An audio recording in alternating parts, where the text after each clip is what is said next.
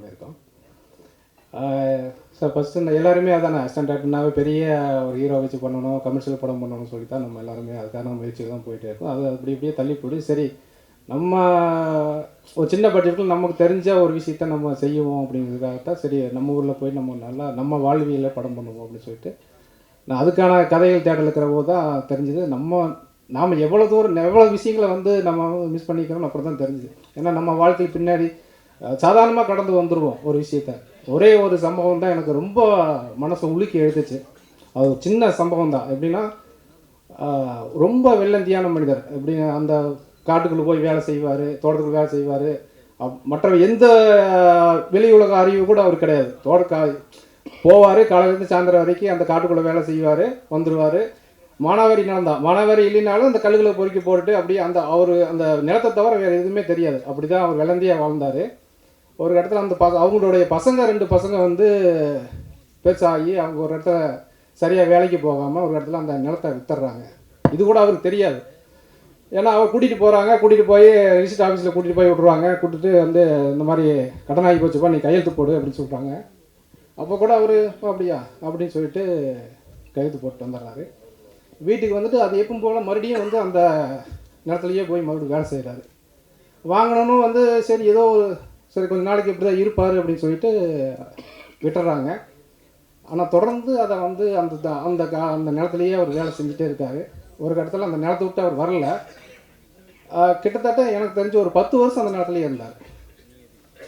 கிட்டத்தட்ட ஒரு அந்த கிராமத்துலேருந்து ஒரு 4-5 கிலோமீட்டர் இருக்கும். நம்மளாம் இன்றைக்கி 1 கிலோமீட்டர் போனாவே அவ்வளோ பயமாக இருக்கும். அந்த 10 வருஷம் அந்த ஒரு பெரிய கள்ளிச்செடி இருக்கும், அதுக்குள்ளேயே படுத்துக்குவார், அந்த நிலத்துக்குள்ளேயே தான் இருப்பார்.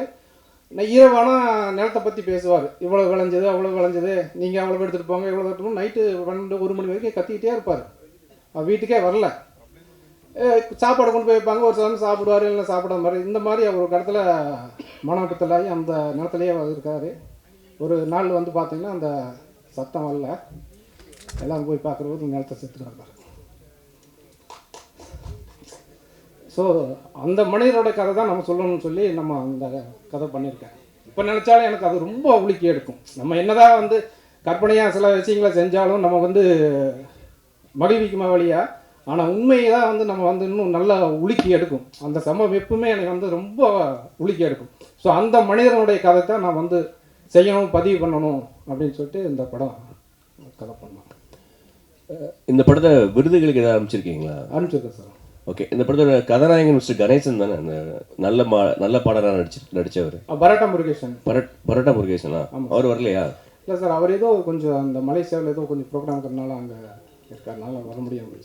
சரி, ஓகே, வாழ்த்துக்கள். Okay, thank you sir. Sir director sir, படம் ரொம்ப நல்லா இருக்குது. ஆனால் அந்த டைட்டில் நீங்கள் சொல்கிறப்பே சொன்னீங்க, ஒண்டி முனியும் நல்லா பாடணும், நல்ல பாடணும். ஆமாம். ஆனால் டக்குன்னு படிக்கிறதுக்கு நானே இங்கிலீஷில் டைட்டில் வந்தப்போ நல்லா பாடணும் அப்படிங்கிற மாதிரி தோணுச்சு. கொஞ்சம் ஏதாவது மாற்றிருந்தா இன்னும் கேட்சல. அது எனக்கு அது உண்மையாலுமே அது நானும் கூட உணர்ந்தேன். நம்ம இன்னும் கொஞ்சம் எளிமையாக கொஞ்சம் டைட்டில் வச்சு இருந்துருக்கலாமோ அப்படின்னு சொல்லி. என்னன்னா அந்த நம்ம எழுதுகிற போதும் சரி, நம்ம அந்த பார்த்த விஷயங்கள் அந்த மனிதனோட வாழ்ந்த போது கடைசியில் என்ன அந்த என்ன சொல்கிறதுன்னா அந்த கேரக்டர் வந்து நம்மளால் வெளியே வர முடியல. அந்த அந்த மனிதனை நான் பார்த்து அதை எழுதுகிற போதும் சரி, நம்ம படமாக்கும் போதும் சரி, அது அப்படியே நம்ம உள்வாங்கினதுனால எனக்கு அது வந்து ரொம்ப ரிலேட்டடாக இருந்துச்சு. அந்த நல்ல படம் விட்டு என்னால் வெளியே வர முடியல. அந்த தாக்கத்தில் வச்சது தான் அந்த டைட்டில். அது மாதிரி படத்தில் வந்து சார் நல்லா காட்டிருக்கீங்க. பண்ணையாரு தான் 2 பண்ணையாருங்கிறீங்க. உங்க பக்கம் வழக்கம்னு நினைக்கிறேன். அந்த சைடுல பண்ணாடியோட மனைவிகளும் வேலையை வாங்கிட்டு கூலி கொடுக்காம அனுப்புவாங்க. அந்த அளவுக்கு காட்டணும். இல்லை, இது இன்னுமே அது வந்து எதுவுமே எங்கள் கற்பனை கிடையாது. நான் அங்கே ஒரு கேரக்டர் அப்படிதான் இருந்தாங்க. அவர் என்னன்னா வட்டிக்கு விடுவார். அவர் வந்து அந்த பண்ணாடி வந்ததுன்னா வட்டிக்கு விடுவாங்க. நீங்கள் காலையில் சாயந்தரமோ மதியமோ போனீங்கன்னா வட்டி தர மாட்டார். ஈவினிங் காலையில் 7 மணிக்கு போகணும். அவர் தோட்டத்தில் வேலை செஞ்சுட்டு இருப்பார். அவரோட சேர்ந்து நீங்கள் வேலை செய்யணும். சாயந்தரம் வரைக்கும் வேலை செய்யணும். அப்படி யார் எத்தனை பேர் வேலை செய்யணும்? ஒரு நாளைக்கு 10 பேர் அவங்க தோட்டத்தில் வேலை செஞ்சுட்டு இருப்பார். 10 பேர் வேலை செய்வாங்க. சாயந்தரம் கூட்டிட்டு போய் வட்டி கொடுப்பாரு, ஃப்ரீயா வேலை வாங்கிப்பாரு. இது வந்து உண்மையா நடந்த ஒரு விஷயம் தான். எல்லாருமே தெரியும் அந்த கிராமத்துல. அதான் அந்த கேரக்டர் கொண்டு வரல. Correct sir. எல்லா பண்ணாரும் நல்ல பண்ணாரும் இருக்காங்க சார். எல்லாருக்கும் நம்ம இருக்கோம். நம்ம அப்படி இருக்கிறவங்களையும் நமக்கு காமிக்கணும் இல்லையா, சொல்லணும் இல்லையா? அதுதான சுவராசியமா இருக்கும். அதே மாதிரி கதை ரொம்ப நல்லா பண்ணி நீட்டா இருந்தது. இதே மாதிரி ஒரு கதை பார்த்துருக்குறோம், ஆனா இந்த மாதிரி இல்ல, இது எக்ஸ்ட்ரானரியா இருக்குது. ஒரே இடத்துல கதை அதை ஃபீல் பண்ணுவீங்க நீங்க. ஏன்னா இந்த பையன்களோட சேர்ந்து டூர்ல சுத்துறாங்க ஃப்ரெண்ட்ஸுங்களாம். ஆனா அப்பெல்லாம் எங்களுக்கு தமிழ்ல நீங்க குடிக்கணும்னு ஆசைப்பட்டு அவங்க தான் வசூல் போடுறாங்க. ஆள் பார்க்குது ஊர்ல கிராமத்துல வந்து பக்கத்து கிராமத்துக்கு போன கூட யாரு என்னங்கிறது தெரியும். அது சினிமாட்டிக்கா இருந்தது. யோசிச்சுருவாங்க. இல்ல சார், அது என்னன்னா இப்போ எங்க அங்க பிரிக்கிறாங்க அப்படின்னா, அந்த நேரத்தை பத்தி பேசிட்டு இருக்கிற போது அந்த தாசில்தாரும் பெரிய பண்ணாடியும் பேசிட்டு இருக்கிற போது அந்த இவங்க பேசிட்டு இருக்கிறது வந்து அந்த நிலவரனோட பையன் வந்து கவனிச்சிருவான். அவ கவனிச்சுனா இது அவனுக்கு ஒரு வேட்டி வைக்கணும் அப்படின்னா இவனை எப்படி பிரிக்க வைக்கிறது அப்படிங்கிற போது அந்த பசங்களுக்கிட்ட வந்து அந்த ஜாதியை சொல்லி பிரிச்சுட்டான் அப்படிங்கிறக்காகத்தான் அந்த வச்சிருக்கோம். ஏன்னா எல்லாருக்குமே சுயநலம் தானே, சுயநலம் எங்க வரும்போது அந்த ஒவ்வொரு ஜாதியை வந்து கருவியை நம்ம பயன்படுத்திட்டோம்ல. அதான் இல்ல ஒண்டி மொழியும் நல்லா பாடணும், நல்ல ஒரு தலைப்பு. இப்ப லேட்டஸ்டா பாத்தீங்கன்னா கூழாங்கல், இந்த கொட்டுக்காளி, ஜமா அந்த வரிசையில வந்திருக்கு. ஓகே, நன்றி சார். ஸோ நீங்க ஃபர்ஸ்ட் டிஓபியை எப்படி செலக்ட் பண்ணீங்க? ஏன்னா அவருடைய கண் இதுல நல்லா வேற லெவல்ல விஷுவல் காமிச்சிருக்காரு. சில இடங்கள்லாம் மலை மாதிரி காமிச்சிருக்காரு, சில ஷாட்ஸ்லாம் அவ்வளோ அழகா பண்ணியிருக்காரு. நீங்களா கேட்டிங்களா அவரா ஃபிக்ஸ் பண்ணல? ரெண்டு பேருமே நல்லா டிஸ்கஸ் பண்ணிட்டோம். ஏன்னா கிட்டத்தட்ட அந்த நம்ம வந்து கதை பண்ணிட்டு அங்கே போய் கிட்டத்தட்ட ஒரு 2-3 மாதம் அங்கே வந்து லொக்கேஷன் சர்ச் பண்ணோம். அதில் தேடி அங்கே அந்த லொக்கேஷன் நம்ம எப்படி காமிக்கணும் அப்படின்னு சொல்லி 2 பேருமே மொபைல்லேயே ஃபஸ்ட்டு அந்த ஷார்ட் எல்லாம் கம்போஸ் பண்ணி பார்த்தோம். இந்த இடத்துல இருந்து இப்படி காமிக்கணும் அப்படின்னு சொல்லி அவரும் நானும் டிஸ்கஸ் பண்ணி தான் அந்த ஷார்ட்டை கம்போஸ் பண்ணோம். படம் முழுக்க கதை ட்ராவல் சூப்பராக இருக்குது. அந்த ஆடு போகிறது எல்லாமே. Okay sir. எந்த இடத்துலையும் சாங் வைக்கணும்னு தோணவே இல்லையா? இல்லை, எனக்கு இது சாங் வேண்டாம்னு தான் தோணுச்சு. ஏன்னா ஒரு வாழ்வியலான ஒரு படத்தில் வந்து நம்ம வந்து ஒரு கமர்ஷியலாக சாங்கோ இல்லை ஃபைட்டோ வேண்டாம் அப்படிங்கிறதுனால தான் நான் அதை தவிர்த்துட்டேன். தவிர்க்கிறேன்னு கிடையாது, அந்த கதையினுடைய போக்கு அப்படியே இருந்துச்சு, ஆனால் அப்படியே விட்டுட்டேன். டைலாக் ரைட்டர் யார் சார்? ஏன்னா லாஸ்ட்ல அந்த பையன் திருப்பி கேள்வி கேட்பான். ஆமாம் சார். அப்போ ஒரு வார்த்தை அவரால் பேச முடியலன்ன உடனே சின்ன கல்ல தொட்டா அப்படின்ற டைலாக் அந்த இடத்துல எம்ஆர் ராதா சொல்லியிருக்கா மாதிரி இருந்தது அந்த இடம். இல்லை, அது வந்து எங்கள் ஆயா என்னை அடிக்கடி திட்டுறது சொல்லுவேன். என்னை திட்டு அடிக்கடி. என்னை சின்ன வயசில் நான் அதிகமாக குறும்பு பண்ணுவேன். அப்போ எங்கள் ஆயா வந்து என்னை அடிக்கடி அந்த மாதிரி சொல்லும். நிறையா இந்த படத்தில் இந்த படத்தில் நீங்கள் நாத்தியத்தை சொல்கிறீங்களா? அது நாத்திகம் அப்படின்னா இல்லை சார், நாத்திகம்னு கிடையாது. இருக்கிறது என்ன நம்ம வந்து நேச்சுரல் நம்ம என்ன தோணுதோ அந்த அப்படிங்கிற அது அப்படி தான் வச்சுருக்க வழியே நான் நாத்திகமோ இல்லை ஆத்திகமாவோ போகல. இல்லை, நீங்கள் பகுத்தறிவாக நம்ம பண்ணியிருக்கோம். கிடா வெட்டுறதை தப்புன்னு சொல்கிறீங்களா, ரைட்டுங்கிறீங்களா? கிடா வெட்டுறது வந்து அது வந்து நம்ம நம்பிக்கை தான் சார். கேட்டா நம்ம சாமி கும்பிட்றது நல்லதா இல்லை கெட்டதாங்கிறது வேறு விஷயம். நம்ம ஒவ்வொருத்தருடைய நம்பிக்கை தான். இந்த படத்தில் நீங்கள் என்ன சொல்லிடுறீங்க? கிடா வெட்டுறது தப்புன்னு சொல்கிறீங்க. இல்லை, கிடா வெட்டுறது நான் இல்லை. அது என்ன விஷயம் நான் சொல்ல வந்திருக்கேன்னா, கடைசியில் வந்து இயற்கை தான் எல்லாத்துக்கும் முன்னே நிற்கும். கடைசியில் வெட்டப்பட வேண்டியது கிடா கிடையாது, கெட்ட மனிதர்கள் தான். அதுதான் அவங்க சொல்லுவாங்க.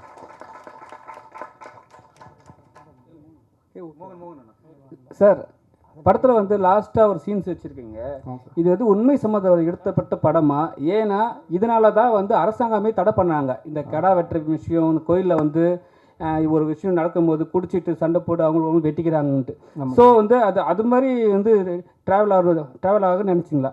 இல்லை சார், இப்போ நீங்கள் இந்த எல்லாமே வந்து அந்த சம்பவங்கள் எல்லாமே வந்து நான் பார்த்த எனக்கு நடந்த விஷயங்கள் தான். இந்த கொலை வெட்டுற விஷயங்களோட பார்த்தீங்கன்னா எங்கள் தாத்தாவுக்கு நடந்தது தான். எங்கள் தாத்தா வந்து அப்போ வந்து படிப்பறிவு இல்லாதனால கொஞ்சம் படிப்பறிவு அந்த சமயத்தில் இருக்கிறவோ அது என்னென்னா எங்கள் தாத்தாவுக்கிட்ட சொல்லி அந்த நிலத்தில் வந்து ஒரு குளம் வெட்டிட்டாங்க. அப்புறம் ஒரு கட்டத்தில் தெரிஞ்சது இல்லை, அது அவங்க நிலத்தில் தான் வந்தது, அவங்க தாத்தாவுக்கு வந்து படிப்பறிவு இல்லைங்கிற போது இந்த நிலத்தை அந்த விஓவும் தாசில்தாரையும் கைக்குள்ளே போட்டு அவங்க மாதிரி செஞ்சுட்டாங்க அப்படிங்கிறது அப்புறம் ரொம்ப நாள் கழிச்சு தான் எங்களுக்கு தெரியும். அந்த சம்பவங்கள் எல்லாமே நான் கோர்த்து தான் எதுவுமே வந்து இதில். ரெண்டாவது வந்து அந்த கோயில் வந்து உண்மையாலுமே அந்த ஆதிக்கமாக்குறவங்க அந்த இருக்கிற பண்ணாடிங்க வந்து அவருக்கு இவங்கெல்லாம் சாமி கும்பிட்டு கூட திடீர்னு வந்து எங்கள் நிலம்னு சொல்லிட்டு கம்பி வேலி போட்டாங்க, பென்சிங் போட்டு உள்ளே போகக்கூடாது அப்படின்னு சொல்லிட்டாங்க. ஆனால் அதில் என்னென்னா 2-3 பேர் அந்த கெடா வெட்டணும் அப்படிங்கிறது வந்து உண்மையாகவே நடந்துச்சு. ஏன்னா எங்கள் தோட்டத்துக்கு ஆப்போசிட்டில் இருக்கிற தோட்டத்தை அவர் கெடா வெட்டிட்டு அதை வெட்டணும் ரொம்ப நாளாக பண்ணிட்டு தான் கோர்ட்டு கேஸு அப்படின்னு சொல்லி போயிட்டே இருந்துச்சு ரொம்ப நாள். அப்புறம் என்ன நடந்துச்சுன்னா ஒரு கட்டத்தில் என்னென்னா அவங்களுக்குள்ளேயே அந்த பங்காளிக்குள்ளே சண்டையாகி ஒன்றுக்கு அடிச்சுக்கிட்டு கோர்ட்டுக்கு போயிட்டாங்க. இல்லை, அது நான் இது கொஞ்சம் கற்பனைக்காக என்ன கடைசியில் வந்து அவங்க என்ன இவங்களே தனியாக ஒரு இடத்த சூஸ் பண்ணி இவங்களோட இடத்துல வச்சு ஒரு கடை வெட்டிக்கிட்டாங்க. அந்த மாதிரி சார் டேரக்டர் சார், அது மாதிரி 2 வில்லங்களையும் எங்கே சார் பிடிச்சிங்க? அந்த கார்த்திகேசன் சார் நமக்கு தெரியும், ஒரு படம்லாம் நடிச்சிருக்கிறாரு. அந்த இன்னொரு வில்லன்னா அவருக்கு ஈக்குவலாக டஃப் கொடுத்தாரு. அதே மாதிரி அந்த டயலாக்லாம் ஆமாம் நீ வந்துட்டாலும் கிழிச்சிருவ மாட்டேங்கினா அந்த மாதிரி அந்த வீட்டு லேடியே பேசுறது ரொம்ப பிரமாதமாக இருந்தது இயற்கையாக. Okay sir.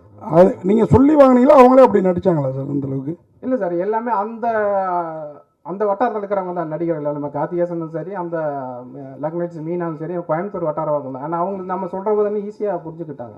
அதே மாதிரி இந்த ஹீரோ ஹீரோயின் அவரை சில படத்தில் பார்த்துருக்கோம். இந்த ஹீரோயினும் ரொம்ப பிரமாதமாக பண்ணியிருக்கிறாங்க. எனக்கு வந்து நான் ஸ்கூலில் படித்தப்போ இந்த மாதிரி பண்ண வாழ்த்தனங்கள்லாம் ஞாபகம் வந்துடுச்சு.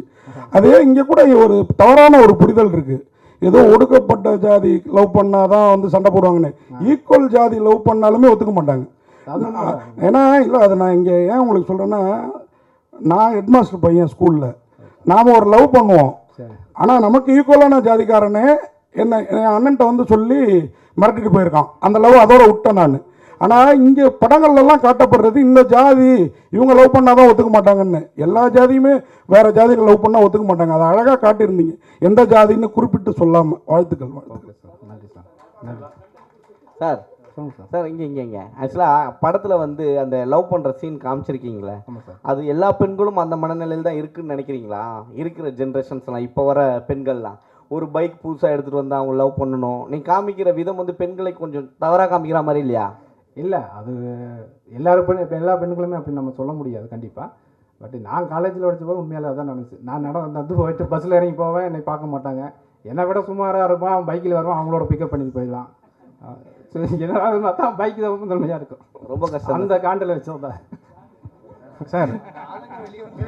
சார் இந்த படத்தில் சார் ஹீரோ வந்து அவர் எப்படி செலக்ட் பண்ணீங்க? அவர் வந்து சின்ன சின்ன கேரக்டர் பண்ணிட்டு இருந்தார், புரோட்டா கோடு போடுறவர். அது மாதிரி ஒவ்வொருத்தரையும் இந்த ஒவ்வொரு வரி சொல்லுங்களேன், யார் யார் நடிச்சிருக்காங்க பேர்னு. எல்லாருமே நல்லா பண்ணியிருக்காங்க, கொஞ்சம் அறிமுகப்படுத்தி. முதல்ல அந்த ஹீரோ சொல்லிடுங்க. ஹீரோ வந்து விஜயன் சார். விஜயன் அவர் வந்து கூத்துப்பட்ட ஆர்டிஸ்ட்டு. அவர் நிறையா ரொம்ப திறமையான நடிகர் தான். அவர் சரியான வாய்ப்பு கிடைக்கல. பட் எனக்கு அது இந்த கேரக்டருக்கு அந்த நேட்டிவிட்டியும் அவரோட பேஸு கரெக்டாக இருந்துச்சு. அதனால் அவரை சூஸ் பண்ணி நடிக்க வச்சேன்.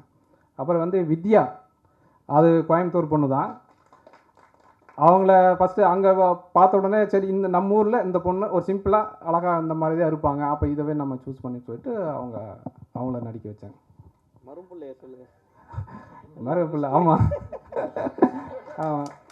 அவர் ஃபஸ்ட்டு வந்து சரி அதுக்கு நிறைய பேர் தேடினேன், அந்த மாதிரி ஒரு கேரக்டர் வேணுமே சொல்லிட்டு தேடினேன். அவர் வந்து சென்னை தான். ஃபஸ்ட்டு ஒரு நம்ம மொபைல்லையே வந்து அந்த சீன்ஸோட சீக்வன்ஸை சொல்லி எனக்கு கொஞ்சம் ஆடிஷன் பண்ணி எனக்கு மொபைலில் அனுப்புங்க அப்படின்னு சொன்னங்காட்டி அதில் கொஞ்சம் நல்லா பண்ணிட்டேன். பட் என்னென்னா கொஞ்சம் டைலாக் விட்டுருவார். பட் பாடி லாங்குவேஜை அந்த மேனேஜ் பண்ணிட்டாப்புல. ஆமாம், அது அந்த கேரக்டருக்கு நான் கரெக்டாக இருந்தார், செட்டப் இருந்தார். இல்லை அது என்ன விஜய் சேனாதிபதி விஜய் சேதுபதிக்கு போட்டியா சார்? அதே மாதிரி இந்த பொண்ணு கேரக்டர் பிரமாதமாக பண்ணியிருந்தாங்க சார். வாழ்த்துக்கள்மா, வாழ்த்துக்கள். ஓகே. ஆமாம், சித்ரா வந்து அவங்களும் தான். நான் அவங்களுக்கு சொன்னால் சரி அவங்க அவங்களுக்கு தேடிட்டு தான் இருந்தேன். விஜய் சேனாதிபதி தான் சொல்லி விட்டாப்புல, இந்த மாதிரி ஒரு பொண்ணு இருக்கா அப்படின்னு சொல்லி ஃபோட்டோவில் பார்த்தா அவங்களும் அந்த ஃபேஸ் அந்த கரெக்டாக அந்த லேண்ட்ஸ்கேப் கரெக்டாக இருந்தாங்க. வர வச்சேன், ஒரு 2-3 சீன் நடிக்க வச்சா சூப்பராக அதை பண்ணிட்டேன், கேரி பண்ணி சூப்பராக பண்ணாங்க. உண்மையாலே நல்லா பண்ணாங்க, அந்த கேரக்டர் கரெக்டாக இருந்தாங்க சார். ஆமாம். இல்லை சார், இப்போ அவங்க என்னென்னா இவனுடைய சூழ்நிலை புரிஞ்சுக்கிடுச்சு. இப்போ நம்ம என்ன அப்பா வந்து எப்படியாவது அந்த கிடாய் வெட்டணுங்கிற தவிப்பு இருந்துட்டு இருக்காரு. இப்போ மறுபடியும் நம்ம இந்த பொண்ணை கூட்டிகிட்டு போயிட்டா மறுபடியும் பெரிய பிரச்சனையாகும், சண்டை வரும் அப்படிங்கிறக்காகவே சரி இப்போ நம்ம வேண்டாம் இப்போ ஒரு சுச்சுவேஷனுக்கு அப்படிங்கிறக்காக அப்பாவோட நிலைமைக்காக வந்து நான் வரல, இப்போ வந்து கிடா வெட்டுறது தான் எனக்கு முக்கியங்கிறதுனால தான் அந்த கிடாய்க்கு எடுத்து புள்ள போடுறேன். அந்த பொண்ணு வந்து அண்டர்ஸ்டாண்ட் பண்ணிவிட்டு சரி வேண்டாம்னு சொல்லி திரும்பி போயிடுறான். பராட்டா முருகேசன் வந்து ஆக்சுவலாக இன்றைக்கி வர இருந்துச்சு, அவருக்கு ஏதோ ஷெட்யூல் வந்து இந்த மலேசியாவில் இருக்கிறதுனால வர முடியாமல் போச்சு. அவர் நல்லா பண்ணினார், நிறையா கஷ்டப்பட்டு அந்த கல் முழுக்கெல்லாம் செருப்பு போடாமையே ஓட வச்சு எல்லாம் ரொம்ப கஷ்டப்பட்டு நல்லா லைவாக பண்ணார். உண்மையாலும் மிகப்பெரிய உழைப்பு தான் அவர். கண்டிப்பாக வில்லம் பண்ணையார் இருக்கார்ல. ஆமாம் சார், வில்லம் பண்ணையார் வந்து அடுத்தடுத்த படத்தில் ஹீரோவை பண்ணிட்டு இருக்காரு. ஆமாம், அவரு போய் ரொம்ப இதாக இப்போ விக்லாம் வச்சு விஜய் ரேஞ்சுக்கு நடிச்சிட்டு இருக்காரு சார் அவரும் நல்லா பண்ணாருங்க. ஃபஸ்ட்டு வந்து சும்மா முறுக்கிட்டு நின்னார், இந்த நாட்டாமையில் மாதிரி இதெல்லாம் பேசுறீங்க. நம்ம ஊரில் எப்படி வந்து நிற்பாங்களா, நம்ம பண்ணாடினா எப்படி சிம்பிளாக வருவாங்க, எதையும் வந்து எதிர்த்தோ அதட்டியோ இல்லை வந்து வேலை வாங்க மாட்டாங்க. ரொம்ப தட்டி கொடுத்து பணிவாக தட்டி கொடுத்து வேலையை வாங்கிடுவாங்க. அந்த மாதிரி தான் அங்கே இருப்பாங்க. அதனால் நீங்கள் எதுவும் பண்ணாதீங்க, கேஷுவலாக அங்கே எங்கே இருப்பாங்களோ அதே மாதிரி பண்ணுங்க அப்படின்னு சொல்லி அவரை பண்ண வச்சார். அவர் வில்லன் கேரக்டர் அப்படின்னு சொன்னோடனே நான் நினச்சிட்டேன் நம்ம சரத்குமார் சார் மாதிரி சேரன் பாண்டியன் மாதிரி அடிசுமா அப்படி பாடியெல்லாம் ஏற்றிக்கிட்டு அப்படி ஜம்முன்னு போயிடுவோம், அப்படி நெப்போலியன் சார் மாதிரி நிற்கலான்ட்டு நான் அப்படியே போய் நின்று அப்படி முறுக்கிக்கிட்டு சார் அதெல்லாம் நீங்கள் பண்ண வேண்டாம், இப்படி தொங்க விடுங்க, இந்த எப்படி இருந்தேன்னா இப்படி ஆன மாதிரி இப்படி ஆகிடுங்க, எப்படி தான் இப்போ பார்த்தீங்கன்னா இல்லையா நான் இப்படி இருந்தேன். அந்த அப்போ லாரா படத்துக்கு அந்த டைமில் பண்ணும்போது போலீஸ் கேரக்டர் இருக்கும்போது நான் அப்படி இது பண்ணினேன். இல்லை நீங்கள் அப்படிலாம் பண்ண வேணா, வடிவேல் செய்வார் மாதிரி இல்லைங்களா, சாரி விவேக் இப்படி இருந்தால் நான் இப்படி ஆன மாதிரி நீங்கள் இப்படி இருங்க அப்படின்ட்டாரு. அதனால தான் இப்படி இருக்க முடியல. ஒன்றும் இல்லை சார். Thank you sir. இயக்குனர் சார், சொல்லுங்கள் சார். சொல்லுங்கள் சார். இப்போ பார்த்தீங்கன்னா ஒவ்வொரு சமூகத்துக்கும் வந்து பல குலதெய்வங்கள் இருக்குது. ஆமாம். ஆனால் வந்து ஒரு பண்ணையார் நிலத்தில் இருக்கிற ஒரு குலதெய்வத்தை வந்து அந்த சமூகத்தை சார்ந்தவங்க வந்து அவங்க அந்த கோயிலில் தான் எக்ஸாக்டாக போயிட்டு இந்த கிடா வெட்டணும்னு நினைக்கிறது வந்து எந்த விதத்தில் நியாயமாக நீங்கள் வந்து இதை பண்ணியிருக்கீங்க? இல்லை அவங்களுக்குன்னு ஒரு குலதெய்வம் இல்லையா? இல்லை, குலதெய்வமே அதுதானங்க. ஒண்டி முனிங்கிறது வந்து அவங்க காலங்காலமாக வந்து அதை தானே இது வணங்கிட்டு வர்றாங்க. இல்லை அவங்க நிறைய சிறுதெய்வங்கள் 2 பண்ணையார் அவங்க ஒரே இதாக காட்டுறீங்க. ஆமாம். இங்கே வந்து இவங்க வந்து ஒரு ஒடுக்கப்பட்ட சமூகத்தை சார்ந்தவங்க ஒருத்தவங்களை காமிக்கிறீங்க. அவங்களுக்கும் ஒரு குலதெய்வம் இருக்குது, இன்னொருத்தவங்களுக்கும் ஒரு குலதெய்வம் இருக்குது. இப்போ அந்த குலதெய்வத்தை தான் 2 பேர் எப்படி சரிசமமாக கும்பிடுறாங்கன்னு நீங்கள் எப்படி காட்டுறீங்க? இல்லை, சரிசமமாக கும்பிட்றது இல்லை. அவங்க வந்து என்னென்னா அந்த ஆதிக்கம் அந்த என்ன சொல்லுவாங்கன்னா ஊரில் வந்து அந்த அதை வந்து அந்த இது சொல்லுவாங்க, அந்த கோயிலை கோயிலினோட அந்த தர்மகர்த்தா மாதிரி இப்போ வந்து அவங்க தான் இருப்பாங்க. நீங்கள் எல்லா ஊர்லேயுமே போய் பாருங்கள். அந்த இவங்க தாழ்த்தப்பட்ட கோயிலாக இருந்தாலும் அதுக்கு தர்மகர்த்தா யாருன்னு பார்த்தீங்கன்னா அங்கே இருக்கிறவங்க பெரிய பண்ணாடிங்க அந்த மாதிரி பெரிய அவங்க தான் கணக்கு வழக்கு பார்ப்பாங்க, எல்லாமே செய்வாங்க. இன்னும் ஊரில் அப்படி தான் இருக்காங்க. இல்லை அந்த நிலைமை அவங்களோடது தானே. நிலைமை அவங்க தான் அந்த முன்னாடி. ஆமாம், அவங்கள்ட்ட வந்து அவங்க கொள்ளையடிச்சிருக்காங்க. அவங்களுக்கு நிலைமை அவங்க நிலம் தான் இருந்துக்குது. ஒரு கட்டத்தில் அவங்க நிலம் கைவிட்டு போய் அந்த சாமியும் அவங்க கிட்ட கரெக்டாக சொல்லுங்கள். அதுக்காக சார் கடைசியாக எங்கெங்கே ஷூட்டிங் எடுத்தீங்க? ரொம்ப நல்லா இந்த லேண்ட்ஸ்கேப்பு. அப்புறம் அந்த குட்டி பையனை சொல்லுங்கள், நல்லா பண்ணியிருந்தார். ஆமாம், அது என் பையன்தான், என் மகன் தான். ஆக்சுவலாக அவன் வந்து ஃபஸ்ட்டு வந்து நான் சொன்னாங்க ஒய்ஃபு சரி சொன்னாங்க இந்த மாதிரி அவனும் இன்ட்ரெஸ்ட் ஆகிறா பண்ணி. இல்லை அவன் பயங்கரமாக குறும்பு பண்ணுவான், சொன்னாலும் கேட்க மாட்டான், வேண்டாம் நான் ஊர்லேயே ஒரு நல்ல பையனை பார்த்து பண்ணிக்கலாம் அப்படின்னு சொல்லி விட்டுட்டேன். சரி, அப்போ லீவும் போது வந்து சும்மா ஷூட்டிங் பார்க்க வந்தால் சரி பண்ணுறா ஒரு சீனு அப்படின்னு சொல்லி காமிச்சா அவன் பார்த்தா நல்லா பண்ணால் கடைசியில் பார்த்தா நான் கட்டு சொல்கிறக்குள்ளேயே அவன் கட்டு சொல்லிடுவான். அப்புறம் அவங்க நடிக்கிறதுக்கு முன்னாடியே பாப்பா அவங்க நல்லா நடிக்கிறப்பா கட்டு சொல்லுப்பான்ருவான். அந்த மாதிரி அவன் அப்புறம் ஏன் ஆடுக்கெல்லாம் க்ளோஸ் வைக்கிறீங்க, எனக்கே க்ளோஸ் வைக்கல அப்படின்னு கேட்பான். அந்த அளவுக்கு அவன் அதில் இன்ட்ரெஸ்டாக இருந்துச்சு அவனுக்கு. டைலாக்குமே பார்த்தீங்கன்னா அந்த லென்த் டைலாக் பேசுவாங்களா அது ஒரே டேக்கில் அடித்தான். அது எனக்கே போய் பார்த்து நானே சில சமயத்தில் இப்போ பேப்பர் பார்த்து என்னால் சில சமயத்தில் வந்து அந்த ஃப்ளோவாக சொல்ல முடியாது. ஆனால் அவன் ஃப்ளோவாக பேசினான். எனக்கு அது ரொம்ப ஆச்சரியமாக இருந்துச்சு. அது டப்பிங்லையும் அதே மாதிரி பேசினான். எனக்கு ரொம்ப அது ஆச்சரியமாக இருந்துச்சு, இந்த அளவுக்கு பண்ணுறாங்க. ஆமாம் சார், நன்றி சார்.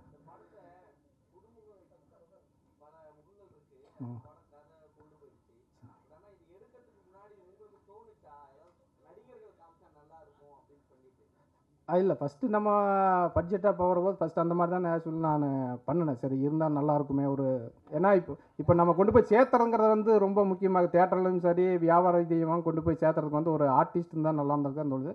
சில சமயத்தில் நம்ம ஒரு பட்ஜெட்டுங்கிற வரும்போது சரி ஓகே நம்ம முதல்ல ஒரு படம் எடுப்போம், நல்ல படமாக எடுப்போம், ஏதோ ஒரு விதத்தில் கொண்டு போய் நம்மளுக்கு ஒரு அட்ரஸுக்கு ஒரு ஐடி கார்டு கிரியேட் பண்ண வேண்டும் அப்படிங்கிறக்காக தான் நம்ம அது பண்ணோம். ஏன்னா பட்ஜெட்டுங்கும் போது அதுக்கு வந்து நம்ம கருப்பிச்சாமி வந்து ரொம்ப ஹெல்ப் பண்ணார். ஏன்னா அது ரொம்ப ஏன்னா அவர் ஷூட்டிங்கே வரமாட்டாப்புல மறுபடியும் நைட்டு ஃபோன் பண்ணி சொல்லி ஏங்க வரலைங்கன்னா ஏங்க நான் அங்கே வந்துட்டு அங்கே யாருங்க காலை கறந்துச்சா கடன் வாங்க போகிறது, கடன் வாங்கி தான் கடைசி அனுப்பணும் அப்படிம்பாரு.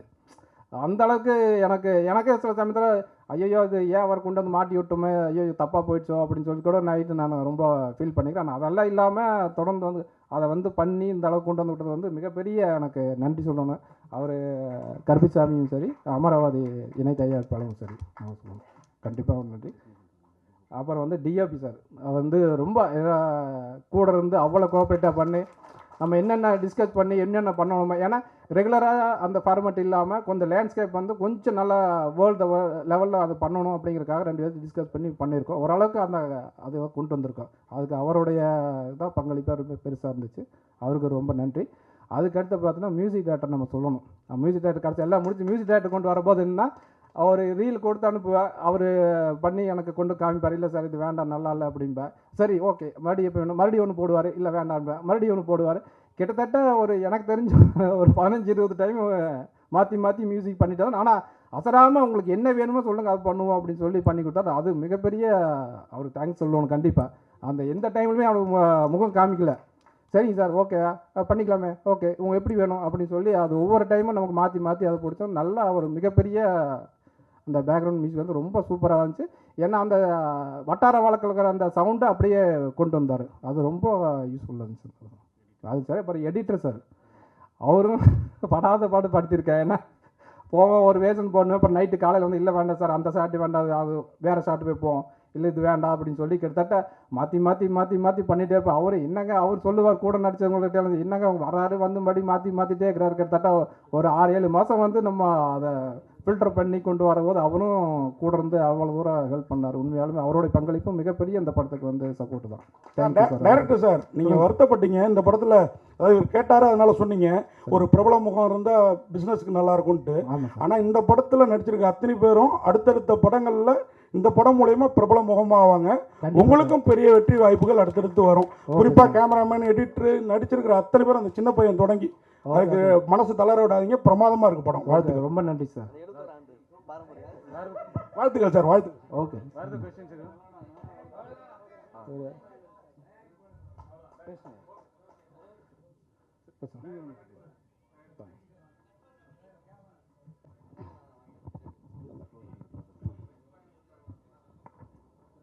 முதல்ல உங்களுக்கு பாராட்டு சார். ரொம்ப நன்றிங்க. அதாவது சினிமாவை பற்றிய அறிவு உங்களுக்கு எந்த அளவுக்கு இருக்குது? நான் வந்து பார்த்தீங்கன்னா பரம்பரையாகவே எங்கள் சித்தப்பா வந்து நாடக டைரக்டரு. சொல்லப்போனால் அவர் லியாகத்துலியான் சார் கூட அங்கே ஒரு 3 இயர்ஸ் நம்ம சித்தப்பா வீட்டில் இருந்தார். நான் வந்து ஏழஜாதி படத்துக்கே வந்து அசிஸ்டன்ட் டைரக்டராக ஜாயின் பண்ணுறதுக்காக வந்து மிஸ் ஆகிடுது. ஜாயின் பண்ண முடியல, அவங்க பெங்களூர் ஷூட்டிங்கு போயிட்டாங்க. பார்த்தீங்கன்னா அந்தளவுக்கு வந்து எனக்கு நாடகமெல்லாம் வந்து சித்தப்பா நடத்திட்டு இருந்தார். அதுக்கு பெரிய ஒரு கதை அது அந்தளவுக்கு இருந்துங்க. இப்போ எப்படின்னா நானும் இவர் டைரக்டர் 2 பேருமே ரூம்மேட்டு சென்னையில் கிட்டத்தட்ட 2000க்கு முன்னாடி ஒரு 4-5 வருஷம் இருந்தால். அப்புறம் மேரேஜ் பண்ணுறதுக்கு லேட் ஆச்சுன்னு சொல்லிவிட்டு நான் வீட்டுக்கு போயிட்டேன். போனதுக்கப்புறம் இங்கே மேரேஜ் பண்ணிவிட்டு இங்கே வர முடியல. திரும்ப உரக்கடை வச்சு தொழில் பண்ணிகிட்ருக்கேன். அந்த பிஸ்னஸ் கொஞ்சம் இன்ட்ரெஸ்டிங்காக ஜாலியாக லைஃப் ஒரு வித்தியாசமாக போயிட்டு இருந்துச்சு. அப்புறம் ஒரு படம் பண்ணலான்னு சொல்லிட்டு ப்ரொடியூசர் தேடிட்டு இருக்கும்போது நம்ம அணுகுனார். பார்த்தா கிடைக்கல. சரி நம்மளே பண்ணிடலான்ட்டு பண்ணோம். அவர் அமராவதின்னு சொல்லிட்டு அவர் விவசாயி. அவர் நம்ம கடைக்கு வருவார். ஒரு 10 வருஷமாகவே வந்தார்னா எப்போ சென்னை போகலன்னு ஒரே வார்த்தை கேட்பார், போயிடுவார். இது வந்து எதாச்சியாக அமைஞ்சதுனால சரி நான் என்ன சப்போர்ட் பண்ண முடியுமா பண்ணலான்னு அவர் பண்ணார். இன்றைக்கி வந்து இந்த படத்தை இந்த அளவுக்கு கொண்டு வந்து நிறுத்தியிருக்கிறோம்னா அது வந்து இவர் டைரக்டரோட நம்பிக்கை. அவர் பண்ணுவாருங்கிற நம்பிக்கை எனக்கு நல்லா தெரியும். ஏன்னா அவர் கூட ரொம்ப வருஷமாக பழகியிருக்கிறேன். எக்ஸ்ட்ரா திறமை இருக்குது அவருக்கு. ஆனால் இந்த அளவுக்கு ஸ்க்ரீன் ப்ளே பண்ணியிருப்பாரா, இந்த அளவுக்கு டைலாக் பண்ணியிருக்க முடியுமா அப்படிங்கிறது வந்து எனக்கே ஆச்சரியமாக தான் இருக்குது. ரொம்ப சூப்பராக பண்ணியிருக்கிறாரு. அதுக்கு ரொம்ப நன்றியை தெரிவிச்சுக்கிறேன். உங்களுக்கும் மீடியா நண்பர்களுக்கும் பத்திரிகை நண்பர்களுக்கும் ரொம்ப நன்றி தெரிவிச்சுக்கிறேன். இதனுடைய எதிர்காலம் உங்கள் கையில் தான் இருக்குது. நீங்கள் உங்கள் சப்போர்ட் ரொம்ப தேவை. நன்றி.